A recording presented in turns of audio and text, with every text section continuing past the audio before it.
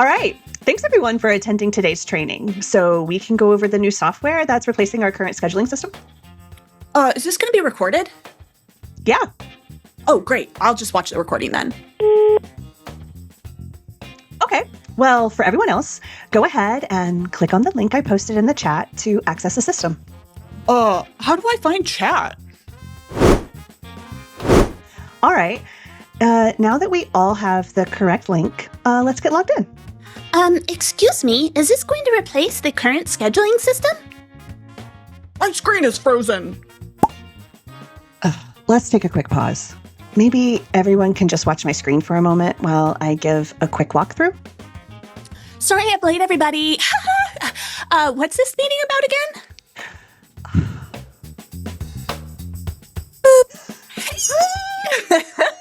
Oh my goodness. Welcome everyone to our 8th episode of Sanity Pending podcast. I know, right? The Ocho. ESPN Ocho. Yes. And so we are going to be talking about those assessments and development tools that we've all had to go through before. And so, oh my goodness. So we're thinking of those Myers-Briggs, right? And the self-assigned, or what I guess you can take a quiz to find out whether you're an introvert or extrovert. I don't know. I just know that people kind of like self-assign themselves what they feel that it is related to. But I don't know. I can't remember. Are there quizzes for that? Or assessments and things? I remember there was a work quiz one time about like, what color are you? And it was like a color quiz or something. And it was all like this like click around like whatever color you were in. And like, I remember red was like apparently like really great. And I was like green or something. So I was like not in the click. I don't even know if we're talking about the same one, but whatever color one that I've done before, I was blue, which pretty much like pointed me out to everyone that I was like the nurturer and caregiver, and that most nurses and healthcare professions that when it came to like taking care of people were in that blue color. So I just remember that it really kind of gave people an opportunity to be like, oh, so that's why you care. I'm like, yes. If you need a quiz to understand why I care, cool, right? I didn't even think of that. I will say, I actually kind of liked those quizzes. I thought that they were fun team building exercises, you know? Right. It was really fun in the moment. I think it was really obvious, though, that it was just an exploratory tool, right? So this wasn't meant to, it was just to help you identify some of those patterns you may or may not have noticed about yourself, but it wasn't meant to be an excuse. I think what was nice is it gave all of us like shared vocabulary that we could use. Like you just mentioned, like you were in this blue category, and like so people were like, "Oh, I see that now. I see you as this." It was kind of a nice way to bond with team members and things like that. But again, those development or personality tools, rather, like I think that they are meant to be development tools, but I've always like interpreted them to be like personality tools.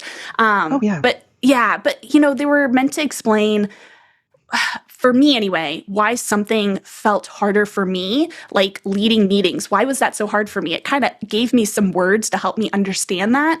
But I never used it. It was never meant to be an excuse to not try those things, you know? Right. It just kind of gave me a little bit more insight. And so I was more, conscious of those things. Like, oh, I need to stretch in these areas because I do find that to be very challenging. And I think to your point, the understanding that you could start to explore where things are harder for you. I also saw them as, that makes sense. And usually when they made sense to me, I dropped it. Be like, that didn't really teach me anything I didn't already know. And so, it gives me a color that we can go around and share like what color we are. Right. And I found that was fun, and it could lead to inside jokes and ways, right? But I was really, when I learned something that I was like, well, that's interesting. And sometimes the information that I learned didn't match how I felt about certain things. And then that's why there would always be disclaimers that was like, you realize that everybody has the capability to be all of these traits. It's just that we tend to lean towards more things that have and I'm thinking in particular of the one, and I don't know if we can call them out by names. I think I already did already, but the one that gives you, I know, right? The one that gives you like a strength. And so like it ranks them for you in like your top 5. Does not mean that you don't have those other strengths. It just means that in most situations, these are the ones that you're maybe going to lead with, or say leadership style ones. It doesn't mean that you don't have That's a good example. Capacity in particular scenarios to be these other traits. It's just by default or at rest, right? Or in movement, you might, be these particular traits. And so like you, I never leaned on them in a way that defined who I was. It gave me really kind of fun ways to go, well, I didn't think of that. And if I wanted to explore it further, I could. Mostly I didn't have time. And so or like, didn't it was care just like, entirely. And I honestly found them fun. I think that's kind of fun. Mostly fun. And I say mostly fun as a little bit like the conversations that you would have someone about your astrology sign. Sometimes it gets it right? Where you're just like, oh, it's weird. It's weird, right? Do I really believe in it? No. Is it fun to kind of somewhat explore? Absolutely. And each month or each constellation that you've been born under gets a really cool symbol, and it comes with these traits, and like there's fun association. And I treated a lot of those assessments like astrology. Yeah, and like I said, like I always saw it more as like a team bonding kind of experience. Like I said, with the color thing, I remember there were like, oh yeah, team red, team this, whatever. And it was like kind of like a fun way to recognize those things that you have in common and bond over that. I think that's awesome. So like, have you had situations where people sort of didn't use it as a development tool, but sort of used it as a shield to maybe excuse behavior? Or like, did you ever have to, was there a personality maybe that created more work for everybody else? Yeah. Tell me about yours. Oh my gosh. Absolutely. 100%. And I think that the scenario that I described where like, instead of the statement ending in a ... the statement ended in a full stop for them. Yeah. And it was, well, this is the way that I am. I'm a difficult person. I am such and such. I am, whatever. And I think our story like kind of gets into, I think our story, actually has difficult person as the example. And I can't recall specifically if that's what this individual's was, but it was like once they got that assessment result for them, it clicked as to everyone else around me pay attention to what this just said, because it's behavior for how you need to work with me, not me work with you. So I think that was more of it was, I am learning this information so that way I can educate all of you about how to work with me. Because certainly like the adaptability of working with individuals, I mean, that's exactly what that means. Every person that I worked with required something different of me. And I felt like I needed to be different people. And when you have so many different strong personalities, that's where it can feel like mental gymnastics, because it's like that mental load of walking into a meeting, entering Teams, Zoom, whatever, right, is the same thing as like my description of walking into a meeting. But the entering a meeting and knowing who I needed to be or how I needed to show up, because there was somebody who required something different than what I just kind of like naturally provided and gave. That care and attention, because I'm a blue, right? And I care. I'm blue. But the experience that I have was definitely everybody else pay attention. Not this is information. So I would guess, because that's what we kind of do here in these spaces, right? Is that I'm going to guess that made sense to them. That made sense to them. They recognized, they associated themselves as to having this particular trait and loved it. Loved being this way. Loved that they didn't need to work on themselves, but that their work on themselves was to tell other people how to work with them. probably the most memorable moment that I have. It wasn't following the completion of like one of those tests, like, you know, using a development tool or anything like that. This was somebody who they were a self-proclaimed like old school employee, if you will. And this one has stuck with me. It isn't somebody that I worked with like personally, but it was somebody that I was like in an office with. And so like, you know, when you're in an office, everybody knows everything. But anyway, this person, she, you know, they describe themselves as being old school, always did everything on paper. Amber, like, can you believe, like, it's just like, it still blows my mind. Everything was on paper, handwritten notes, face-to-face conversations, always, like, would always leave the office to have a face-to-face every single time, okay? And again, I should preface, like, nothing wrong with that, okay? This individual, they were organized in their own way. It worked for them. That's great. That's totally fine. But there was an organizational change that occurred that now suddenly we're working with people across the country. Okay. So it was no longer optional to be online. You had to be online if you were going to get any work done. That's the only way we could collaborate with our colleagues across, you know, the country. Right. So I remember and again, they really, really, really struggled. And unfortunately, everybody had to pick up the slack. Everybody had to pick up the slack for them. And I remember wondering at the time, like, if it really had anything to do with their ability to learn something new, or if they were being stubborn about their, quote, old school identity and just really digging their heels in, you know? And I think when it became obvious that, no, we're not going to continue to accommodate this, they eventually retired. But this moment, like, this whole situation always stuck with me because it was, like, an example of, like, for me anyways, the change itself didn't push this person out. It was the unwillingness to stretch beyond their comfort zone. Just complete refusal to turn on the computer every single day. I'm like, how is your computer not on yet? It's 11 o'clock in the morning. What have you been, like, what is happening here? How do you get any work done? I was blown away.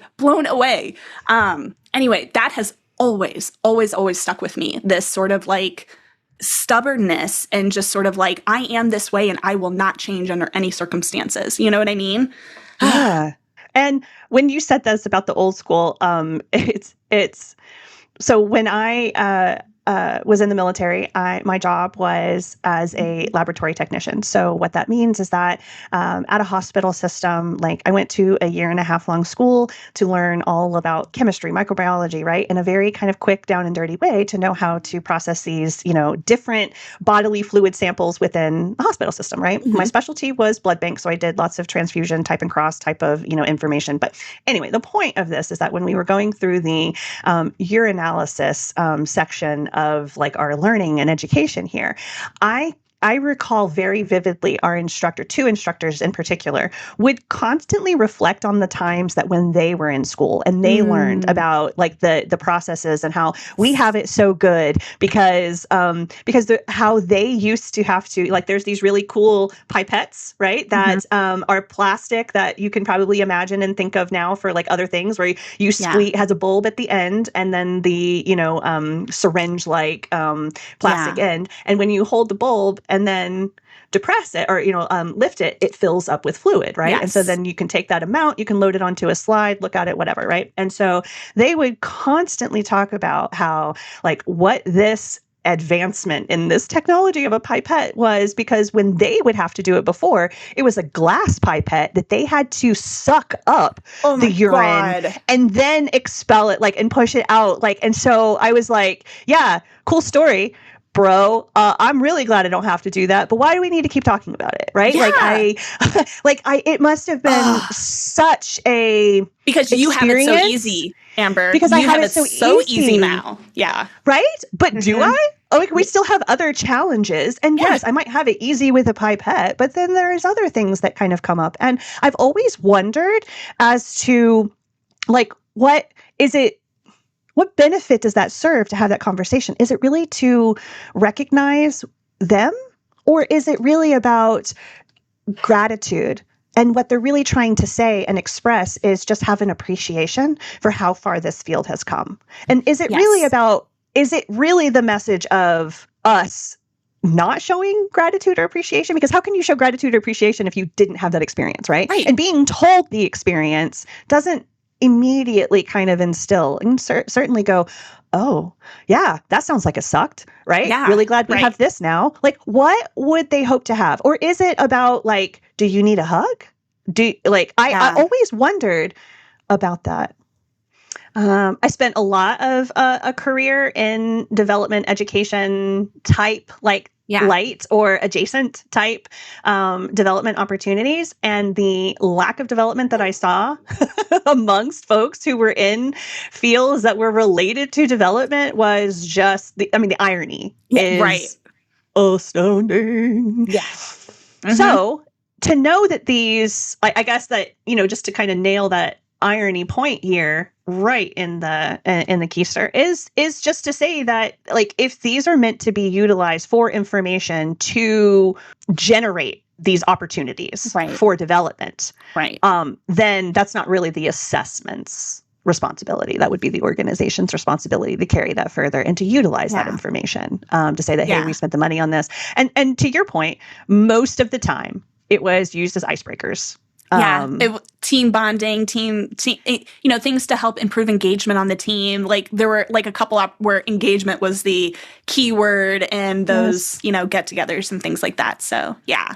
It would have been really helpful if they really wanted us to use that info. Like, it was just kind of like it was your responsibility what you did with that. Yeah. And I think I would have wished for more. Mm-hmm. If you really want this to be important for me. And I think that's why it was so easy to just be like, okay, whatever. Like, I'm doing the activity for the moment. And then I can add it to the list of, again, I have a full astrology report here that also includes all of these other assessments that I've taken that, tell you what I am. Mm-hmm. And then can I put that on my resume? slide it over. Yes. I was born in this month. That'll tell you everything about me that you need to know. That's hilarious. Can I put it on my resume? Story time. Let's get to the story. Okay. This story is a listener submitted one. Yes. And really aligns with a lot of the conversations and experiences that we've talked about that we've had too. So, okay. So my team had conducted a professional development workshop. Ding, ding, ding, right? We know those. One of those sessions where we take assessments and then compare our results. And I thought for the most part, we were all taking it lightly, but one coworker, not so much. They latched onto the label and made declarations of, see, I knew it. I'm not an easygoing person. I'm difficult. And I personally thought it was just a way of processing that information alongside us that felt a little self-aware. Like, hey, they get that they are difficult, right? But then it kept showing up when we returned to work. So I saw in a meeting someone ask for help, and the response was snappy and challenging. Are you sure you want to work with someone who's difficult?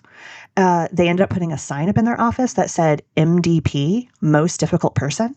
And it just kept going on from there, right? Yikes. They are intolerable to work with now when they weren't that difficult before this workshop. And we are still trying to make sense of how every request to check in, ask for help, or collaborate turns into a defensive act. Woo. I just hear so much pain. Yeah. So much pain. Okay, my first reaction was, that's really annoying. I'm really annoyed by that. I mean, using that label to like pre-justify your bad behavior, knowing I'm going to have bad behavior. I'm just going to use this label as my justification for everything. Like that. And maybe, Amber, because we just did this, it's still fresh in my mind. And maybe this person knows this already, but and they just don't care. But this is definitely the kind of behavior where that label is now going to turn into a negative reputation for them. You know what I mean? 100%. And like maybe they don't care because they're like leaning hard left into it. Sorry. Hard left into that. But it's like, it kind of like, I guess like it strikes me as like, maybe it's a self-defense move too, to say, because they weren't surprised by their results, right, of being difficult or whatever it was. So maybe it's like a self-defense move to say, well, you can't critique me if I've already labeled myself this. I don't know. You know what I mean? To not invite feedback or something. So I'm trying to be more generous about it, but it's like my first reaction was annoyance. No, I think that that's fair. I think you should go with your first reaction because I think that living with that behavior would be annoying. But because I'm not in it and I'm not actively annoyed by that situation, I can see just from an observation perspective that to your point, I just see an individual in pain and they don't know how to outwardly resolve that label in front of everybody. So instead of asking questions and being curious about like how if they wanted to change that, right? Like how they might go about it, they like leaned in and they were like, really, see, this label represents who I am, when it maybe didn't really. Like maybe they were doing a whole lot of work to not be that difficult. And they just felt like I'm going to stop working because I still got the label. Use it as an excuse to stop growing, to stop putting yourself outside your comfort zone and develop those skills that don't come naturally to you. Don't come. Yes. Amber. Yes. 100. I agree. Yeah. Because I really find it hard that it's natural for people to be difficult. That's a learned behavior. Yeah. I know. That's learned. I'm really sorry for whatever you went through, right? Yeah, like a self-defense thing. Because I can relate to that too. So if you don't like the people that you are working with, is it maybe that you're not a difficult person, but you're difficult around those people? Maybe something has happened to me that has made, like, I feel like there's more to this story than just they got an assessment and then they lean. And I want to know more of the story. Like, I just got a slice. I got one perspective and one. A little slice, I got a little slicey slice. And I feel like there's more. And when I just said that, I pictured, and I don't know if you did, the slice commercial of the ice cream cake. What are they? The Vienna ice cream cake. Oh Vienna does more than just sausages? What is the name of that cake? It's an ice cream cake. Did you not see those commercials? No, I don't know that. I just thought pizza because I'm like, pizza. Like, oh wait, that's Chewy. It's Viennetta. It's the female version of Vienna. So Vienna does sausages and Viennetta does ice cream cake. The female version. But yes, okay. So slicey slice. We're only getting a slice of this story, and so I am watching pain play out, and that's kind of my interpretation of it. But if you're not looking at it and you are the coworkers around, and that's 100% where you were coming from with the annoyance. Yeah. And I don't disagree. Yeah. Like, what do you do? I know. I mean, this would be like that kind of thing where like you start getting left out of stuff. Like you're left out of conversations. You're not included in whatever. And then this leads to things, like I said, like that reputation, and which can stick, especially if you're putting up signs in your office declaring such to be true. You know, it's not a good move. I'm so curious, Amber, like if you were coaching this person, this difficult person, I mean, what would you say or what would you ask them? Like, I don't even know. I'm so confused, like how I would respond to this as like a non-coach person, but somebody who has to, you know, work alongside this individual. So curious what you would do. I would want to know and be curious around their thoughts as to the interpretation that they have around how that label was playing out for them. Mm-hmm. What does being difficult mean to you? Right? Define difficult. Explore those scenarios where you felt you were being difficult intentionally or were assigned difficult and you were unintentional. Yeah. Asking that question first, getting a response, right? Like I'd wait for them to explore what being difficult means to them. To them, not how necessarily the other people have shown them how they're difficult. What does it mean to them, right? Because then how is this label helping you grow? Yeah. Because I feel like for sure it would be obvious to most people that this label is not helpful. It's not positive in any way. So yeah, what is the benefit of leaning into it other than like the only thing I can think is it's a self-defense move to protect themselves in some way. But again, having seeing something on paper from, a test or quiz or whatever that says, oh, you might be challenging to work with at times, or, difficult to whatever, doesn't mean that it's all you are. I'm Right. shocked that that was all they took from that, because there's more to that. Which makes me think that there's more going on. Yeah, definitely. And the more we talk about it, the more empathy I have for this person too. I know my initial reaction is this, but yeah, the more we dig in, the more empathetic I'm becoming towards this person, because that, I don't think that they want that either. I would be shocked if they wanted it, Correct. And so this is where it could potentially go. So if you're talking about, like, if this was a real coaching conversation, starting out with what their definition of what difficult means could then lead to, how is this helping you grow? Yeah. And grow does not necessarily mean grow into the label. Let's specify that, right? Right. Like, yes. It, like, Good in point. this sense, is how you, to your point, being difficult could then change their trajectory to go, well, I don't want to be seen as a difficult person, and changes how they apply, right, their definition of what difficult could mean. And so then it could give the opposite. Like, so if you don't want to be seen as difficult, what do you want to be seen as? Which then still answers, how do you want to grow?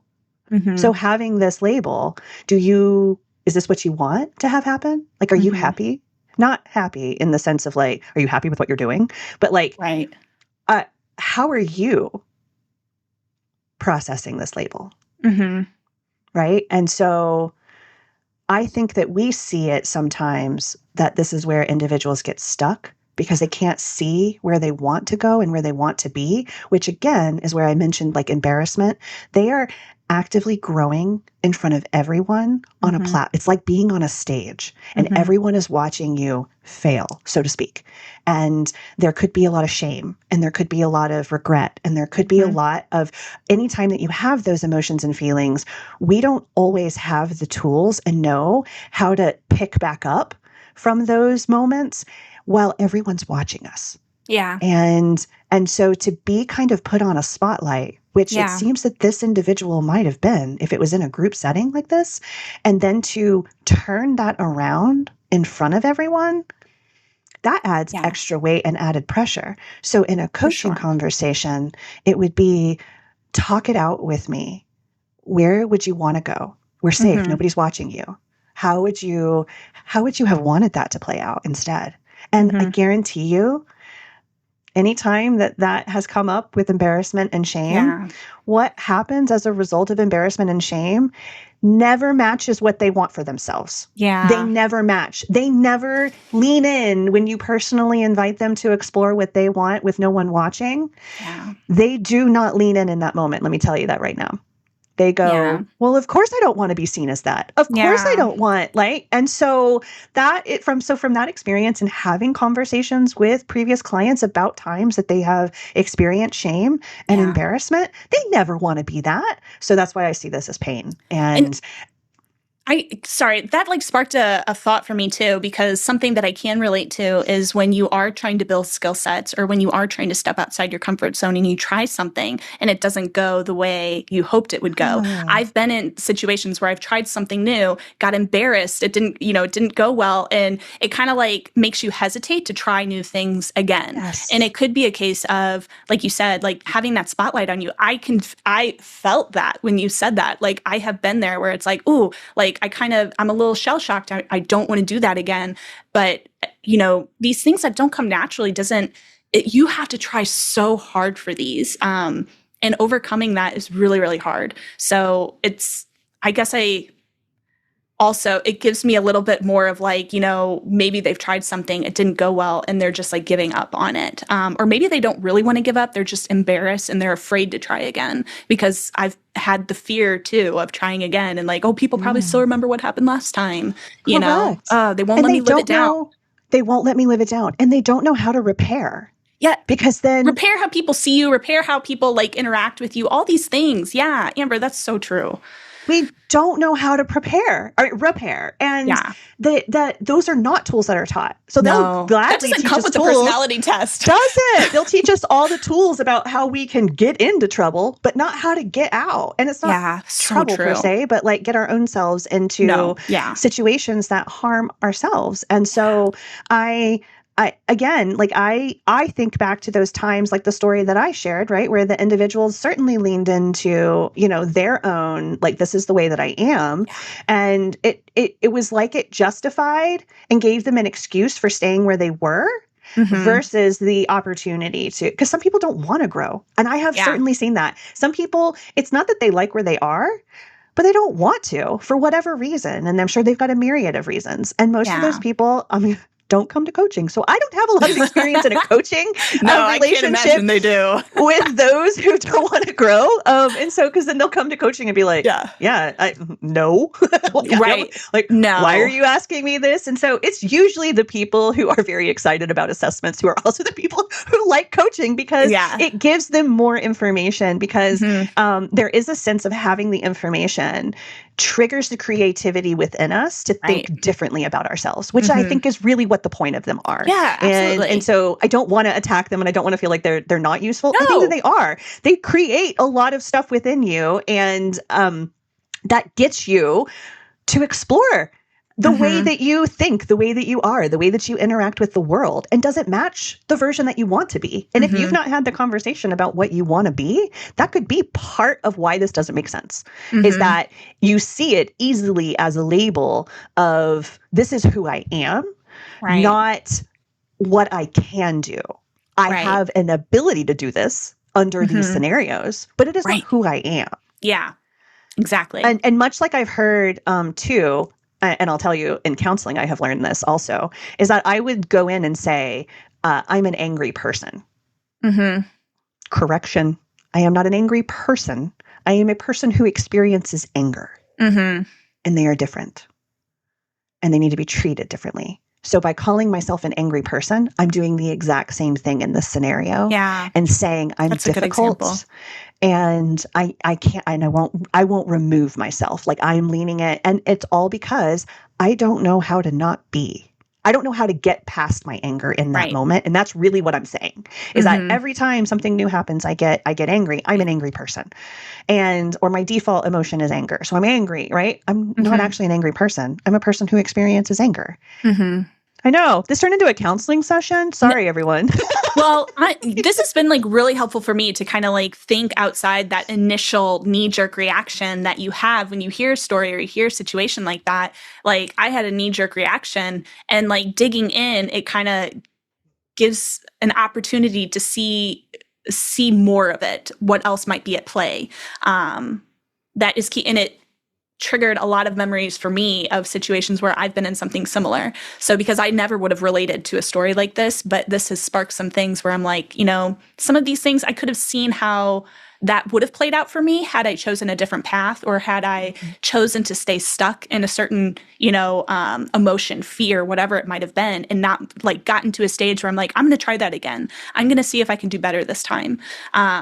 That's so hard, though. And I can totally empathize with somebody who is just like, I'm never trying that again. I'm never going to put myself in a position of vulnerability where, people can, see me fail at something publicly. It's awful.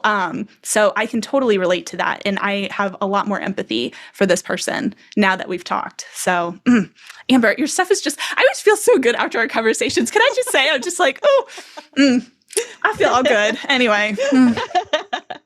Yay. Yes. Yay. Oh, so glad I could. And I picked that up from you. I never did that until I watched you start doing it. And then now, because we spend so much time together, I'm like turning into you. And so the hard left.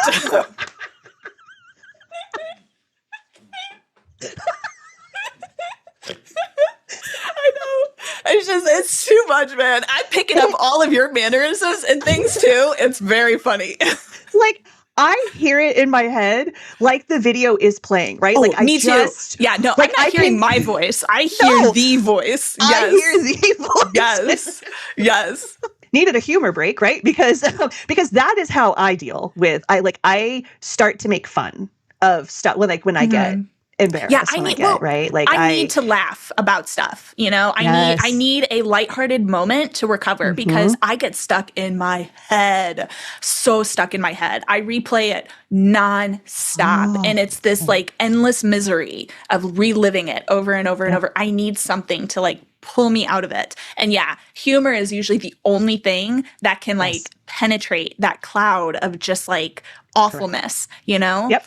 That jump start, kind of like a battery. Like my battery is like kind of stuck and only operating at this power level, and it just needs a charge of new energy. And humor brings in that zap of new energy for me, just as well, to also get myself out of the thinking loop. And it's like I've got to restart something. And so I have my go-to videos, which I know I have shared a few, like the lizard. Video. I was thinking of that when you said it, thought of that, like, okay, we'll put an overlay because that's too, I can't even recreate it as well as that video. I cannot. So good. And the lawyer cat. How did we miss that we'll put another overlay here because how did we miss that in the RTO episode? No, such a missed opportunity. Okay, we'll include it here. I'm not a cat. And the 10-second pause before he said, "Yeah, I know that." It's a filter. I can't seem to get it off. I want to know more. How did the filter get on there? And so if you didn't put it on, whose Zoom are you using that they had a filter, right? No, he totally had that cat filter on. Oh my God. So fun. You guys, if you didn't know, we are on Reddit and this is where we share these things. The cat lawyer and we need more, come share some memes over there with us because this is how we like to communicate and laugh about these situations and these insane stories sometimes too. So what memes and videos get you through some hard times? So if humor is your source of jumpstarting your brain, what do you have? Because if we haven't seen it or we have seen it, we just need to giggle. Yes. Gotta know. And we are on some other socials as well. We've got TikTok set up for our shorts, which you've probably seen on YouTube, but we also are on Instagram. So lots of places where you can connect with us. And if you're not already subscribed, make sure you subscribe. We have so many funny stories that we share, not just in our episodes, but we've got our Freak Out Friday stories. We've got our What's Your Take, where we pose questions to the community and ask you, what would you do in this scenario? What do you think about these ridiculous policies and things like that? We need another take. And my personal favorite, the Tome. The Tome series. I love it. Oh, Chef's Kiss. It's the best. It's so good. I'm not going to spoil anything. You need to go watch it and subscribe so you don't miss the next one. Are we ready? Do we have other closing remarks? I feel like I'm doing the whole thing where I'm hold on, I better slow down. You're good. You're good. Reel them in. I no closing remarks. I think we can't reuse hydrate or dihydrate, so we'll just go straight into the close. Oh my God, right? Or maybe we can. Anyway. Maybe we can. Closing remarks. The Olympics are on. Take a breather and watch some amazing athletes do their thing. It's pretty exciting. And I say this and advertise it, and I have not watched a single I was going to say, you're going to have to fill the void because I've not watched anything. But I've heard they're great. I've heard through the grapevine, through all the socials, that there are amazing things happening over there. Amazing things happening. So do what I say, not what I do. There's your closing quote. There we go, guys. Yes. Do what I say, not what I do. All right. Well, this has been Sanity Pending Podcast. I'm Holly. I'm Holly, not Amber. I'm Holly. This is Amber. Thanks, everybody, for hanging out with us today. I hope you'll come back for next week's episode. Guys, we're just going to sign off. We're just going with it. All right. Bye, guys. Bye, guys. You didn't do the throat punch, but I passed on my throat punch. What the heck? All right, this will go in the outtakes, guys. All right, this is your reminder that if you haven't throat punched somebody today, it's been a good week.